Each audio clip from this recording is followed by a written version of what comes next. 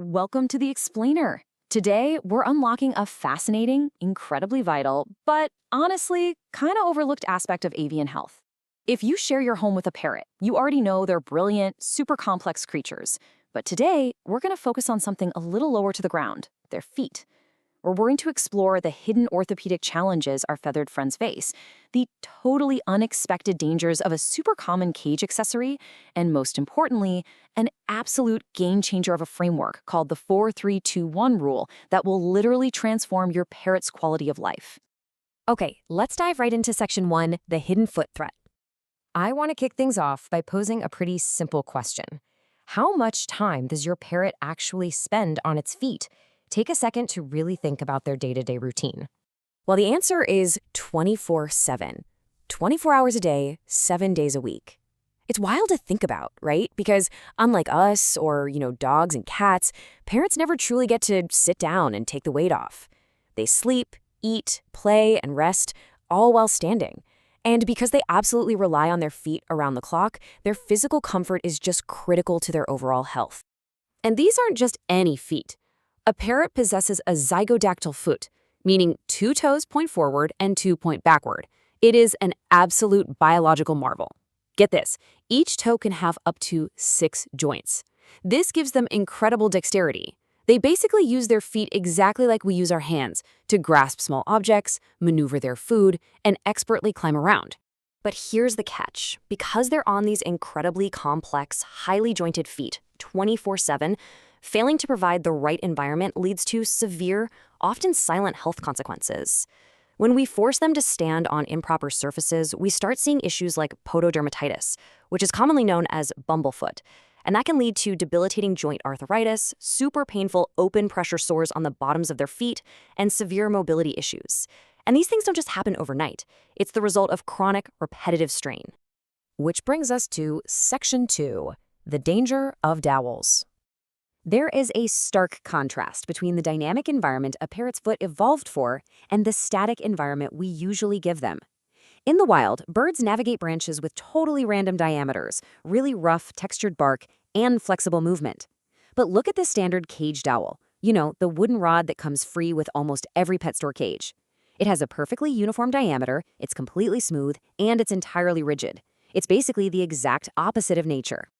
To really understand the physics of why this is so harmful, check out this quote from the St. Louis Avian Rescue.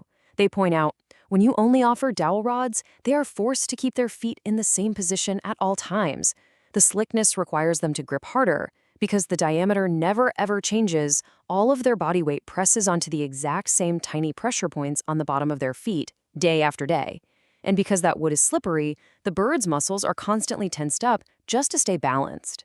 If you want a human equivalent to really grasp how miserable this is, imagine wearing the exact same pair of really rigid, uncomfortable, poorly fitted shoes.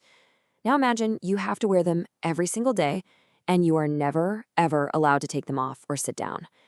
That is exactly what a uniform wooden dowel does to a parrot's complex foot. It limits their movement and causes just immense repetitive strain. So how do we fix it? Enter section 3, the 4-3-2-1 perch rule. The 4-3-2-1 perching rule isn't just a vague suggestion. It's a brilliant, highly structured checklist. It takes this kind of abstract concept of cage enrichment and turns it into an easy-to-follow blueprint designed to ensure both avian orthopedic health and psychological diversity in captivity. So here's the whole shebang at a glance. Commit this to memory. Your cage needs 4 different diameters, 3 different textures, 2 action perches, and 1 flat perch.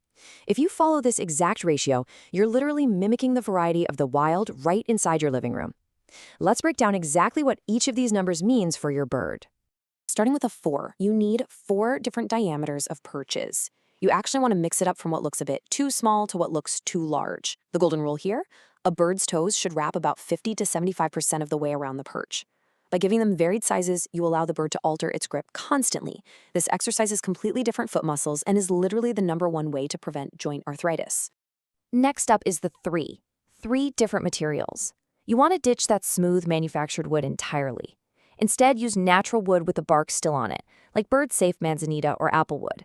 You can also throw in soft, untreated cotton rope or a textured calcium perch. This variety in texture gives them the necessary grip they're missing on those smooth dowels, giving their muscles a huge break. Then we have the two-action perches. We're talking things like ladders, swings, and bouncy bungees. Because these perches actually move when the bird steps on them, the bird is forced to actively balance. This provides incredibly vital, low-impact core exercise and keeps all those joints fluid and healthy. Finally, the one flat perch. Providing a simple space like a wooden platform allows the bird to lay its foot completely flat. I can't stress this enough. This is absolutely crucial, especially for older or arthritic birds. It gives their multi-jointed toes a complete break from gripping. Honestly, it's the closest thing a parrot gets to sitting down. All right, let's wrap this up with section 4, designing the perfect setup. Let's see how this actually builds into a functional cage layout. Because placement is just as important as the perches themselves. You want to build what experts call rest pathways. Basically, arrange the perches so the bird can step smoothly from their favorite resting spot directly over to their food and water bowls. They shouldn't have to make awkward lunges or dangerous jumps just to grab a drink. A well-placed perch is functional support. But real quick, as you upgrade your cage, you absolutely must avoid a few hazardous items. Never use sandpaper or concrete perch covers. They're marketed to trim nails, but they actually cause severe abrasions and sores. Avoid frayed or synthetic ropes because loose fibers are a massive entanglement risk. Never use chemically treated woods or aromatic cedar. And lastly, make sure all your perch hardware is stainless steel. Galvanized metals contain zinc, which can quickly lead to fatal heavy metal poisoning in birds, so definitely check your hardware. Well, we've covered the biology, the hidden dangers of the smooth dowel, and the structural brilliance of the 4-3-2-1 framework. So I'm going to leave you with this final empowering challenge.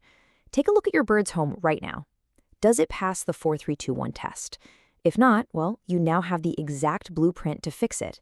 What subtle change could you make today that will completely transform how your parrot experiences the world tomorrow?